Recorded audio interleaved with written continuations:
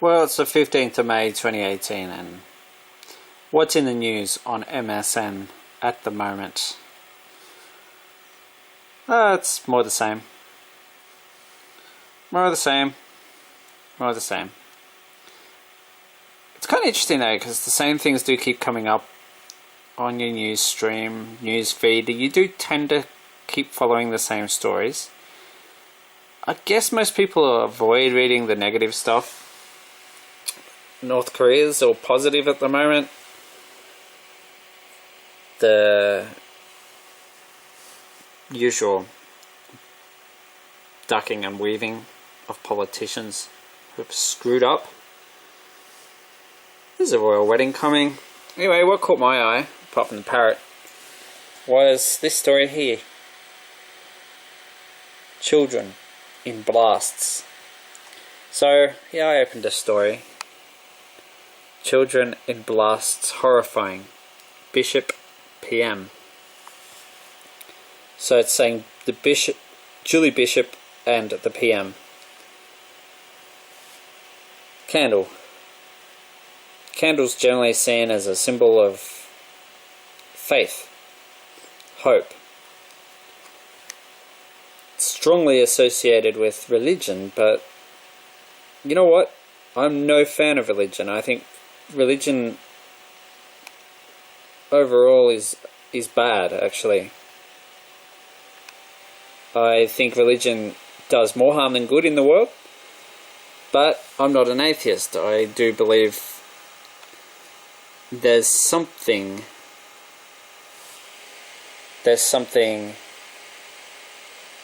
in faith. But religion is mostly politics when you think about it. The use of children in deadly suicide blasts in Indonesia is terrorism at a whole new, horrifying level, Foreign Minister Julie Bishop believes. The minister said there is a heightened risk of further terror attacks during Ramadan after a family of 6 blew themselves up on Sunday, killing 13 and wounding 40 Christians. What was particularly horrific about the attacks over the weekend was the use of children in the terrorist organisation.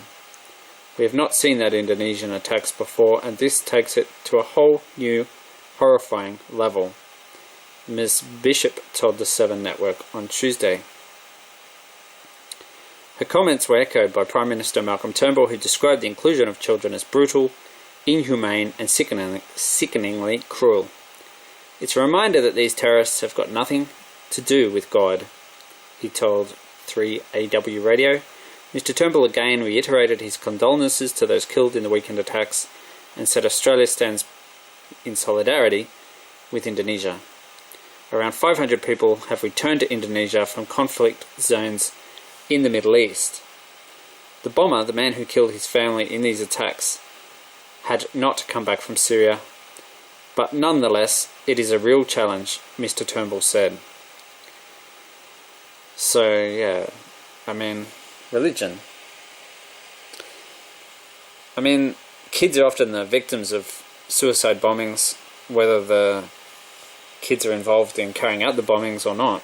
Kids are easy to brainwash, so I don't know why anyone's surprised that kids would be used or brainwashed into doing this. I don't find that surprising at all.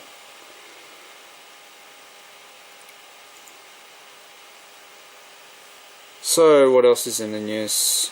Well, I had to go a lot further down the page to find this story, actually. As you can see, it's a long way to the top. So it's all the way down here I found this other story. Israelis kill more than 50 Palestinians in Gaza protests. So, yeah, and the date, by the way, is Tuesday, 15th of May, 2018. It's 8:06 PM in Jakarta, Indonesia. And so I opened up this story. Israelis kill more than 50 Palestinians in Gaza protests. And for once it's got the same title when you open it up. health officials say. And this is from the Washington Post. Israeli forces killed 58 Palestinians on the boundary fence with Gaza on Monday, local health officials said, a level of bloodshed not seen since the most violent days of Israel's 2014 war in the territory.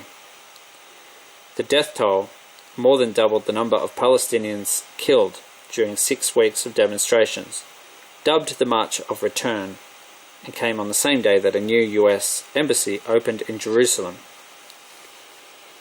So that was Donald Trump's decision to recognize Jerusalem as the capital of Israel.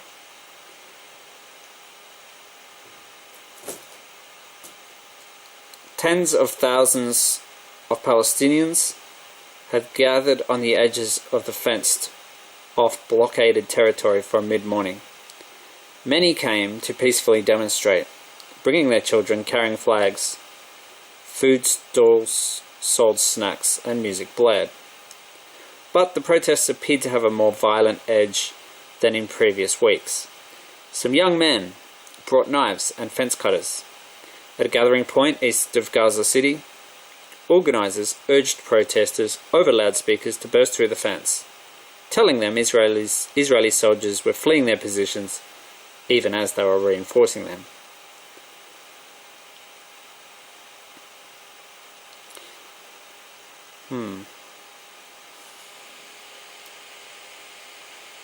Gotta love religion, don't you? Israeli snipers were determined not to allow a breach, and ambulances soon began screaming back and forth from the fence as gunshots rang out over the crowd. No Israeli soldiers were injured, though, and Israel drew widespread condemnation for an excessive use of force. Not the first time. More than 2,700 people were injured, according to the Palestinian Health Ministry in Gaza, including 1,359 from live ammunition. The dead included 6 children under the age of 18, among them a 15-year-old girl and a medic, the ministry said. The United Nations said that those responsible for outrageous human rights violations must be held to account, and Human Rights Watch described the killings as a bloodbath. Palestinian Authority President Mahmoud Abbas condemned a continuing massacre of the Palestinian people. Both Turkey and South Africa announced they were recalling their ambassadors from Israel. The Trump administration, however, blamed Hamas for the loss of life.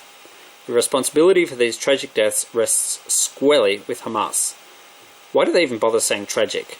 Because they don't care, that's really obvious. Deputy White House Press Secretary Raj Shah told reporters at a briefing, Israel has the right to defend itself. That's not defending yourself. You can't say it's terrorism when it's Muslims, but say it's self-defense every time the Israelis decide to massacre a whole heap of Palestinians. It's just outright hypocrisy. The violence was jarring contrast with the opening ceremony of the embassy in Jerusalem, which drew first daughter Ivanka Trump and her husband Jared Kushner. In Gaza, Hamas has given its backing to the demonstrations, which have galvanized people around a call to protest the loss of Palestinian homes and villages when Israel was formed in 1948. Palestinians marked that day, known as the Nakba, or catastrophe, on Tuesday, when more demonstrations are planned. More than 2/3 of Gaza's population is descended from refugees who were displaced at the time of Israel's creation. Well, you wouldn't know that if you listen to the Christian conservative maniacs on Sky News who call themselves the Outsiders. They make it sound like Palestinians came along recently and the Jews have been there all along. Not true. And it's amazing. A few years ago I had so much sympathy for the people of Israel, the Jews, because of what was done to them by the Nazis, but I have to say that all my sympathy has evaporated and gone. What they've done to Palestine is very similar, I think, to what the Nazis did to the Jews back in World War II. At Gaza City's main Al-Shifa hospital, medics said they were overwhelmed. "I don't know how we will manage," said Armin al-Shabani, the head of the emergency department, as families jostled to get in to see injured relatives. "How long can this go on? How long?" The hospital had set up a new additional 30-bed triage area outside, and earlier in the day said it had the capacity to treat 200 or 300 serious gunshot wounds. It had received around 400 injured by 6 p.m, and most of those had been shot, he said. "We've reached the critical point now," he said. "A lot of people need operations soon, but the operation room is full." Increasing economic hardship has fueled frustrations in Gaza, along with wider despair across Palestinian territories, and moves by US administration seen as wholeheartedly on Israel's side in the decades-old conflict, which is obvious. That's true. At least 110 Gazans have been killed over the past 6 weeks, according to health ministry figures. At the demonstrations east of Gaza, some said the force used by Israel would only bring further unrest. Of course it will. Religion, you gotta love it. Standing a few hundred meters from the fence, Noma Atala, 29, said her 22-year-old brother had been killed 2 weeks ago. "My brother was shot in the head in this place," she said. She had come on Monday with her whole extended family. "We're here for Jerusalem, for Palestinian land," she said. Her truck rolling past, carrying young men chanting, "To Jerusalem we go, with millions of martyrs, and death rather than humiliation." Drones dropped canisters of tear gas, sending crowds fleeing. Other drones dropped leaflets urging demonstrators to stay back from the fence. "People have come out of the rubble to say we will not forget our rights," said Yusuf Abu Shala, 25. "The American administration is adopting the Israeli story and stealing our right of return." While some said they would abide by official calls to keep the demonstrations peaceful, others talked about their enthusiasm to break into Israel and wreak havoc. "We're excited to storm and get inside," said 23-year-old Mohammed Masari. When asked what he would do inside Israel, he said whatever is possible: to kill, throw stones. 2 other young men carried large knives and said they wanted to kill Jews on the other side of the fence. The Israeli military brought in 2 extra brigades to the Gaza border in preparation for the demonstrations and added additional defense lines in an effort to prevent any mass invasion into Israeli communities near the border. The military said at least 40,000 people protested in 13 different places along the fence, more than twice as many locations as in the past weeks of protest. The military said at least 40,000 people. Read that. Especially violent riots took place near the southern Gazan city of Rafah, where 3 people were killed after trying to plant an explosive, the military added. The military also said it would act forcefully against any terrorist activity, and it carried out an airstrike on Hamas military posts in northern Gaza after Israeli troops came under fire. At demonstrations near the Burish camp in central Gaza, Ahmad Lulu, 22, released a cluster of balloons carrying a Palestinian flag. In marker he'd written, "We are returning. This is our land." The load was briefly caught in a power line before bobbing unsteadily towards the border. He said it was the first time at the demonstrations, his first time at the demonstrations, and had been persuaded to come by friends. Meanwhile, young men launched stones from slingshots as they sheltered behind earthen berms. Shortly afterwards, the sound of live ammunition zinged through the air,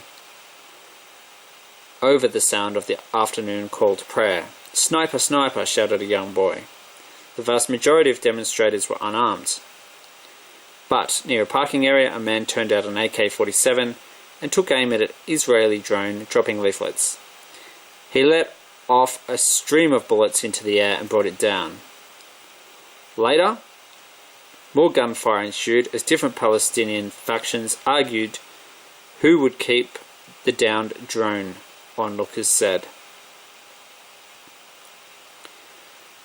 As the death toll neared 50, loudspeakers called for protesters to leave the border area. Hamas leader Ismail Hanania was called to Cairo on Sunday night in an apparent attempt to persuade the militant group to quell the demonstrations. No agreement was made, said Hamas spokesman Tahir al-Nanu as he attended the protests. They understood our points. Our people are showing their solidarity with Jerusalem today and showing their anger with the US administration. Hamas Interior Ministry said 7 of its members were killed, including a medic from the civil defense, 2 internal security staff, bless me, and military intelligence official. At least 12 journalists were injured, according to the health ministry.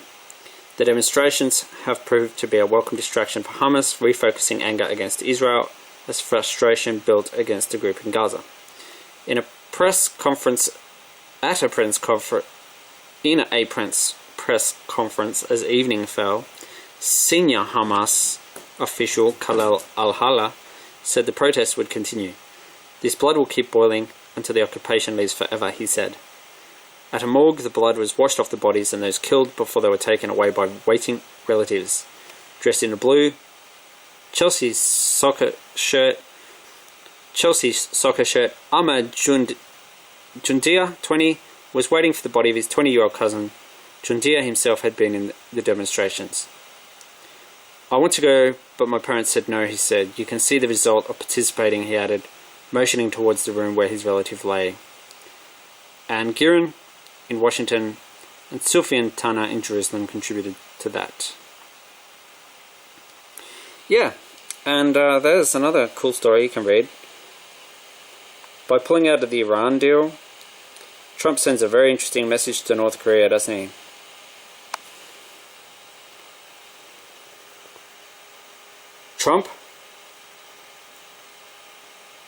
Trump, they've nominated him. Some people are saying he should get nominated for the Nobel Peace Prize. Well, I think only in a world as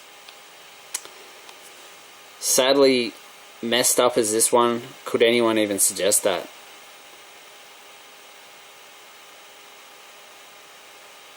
Racism,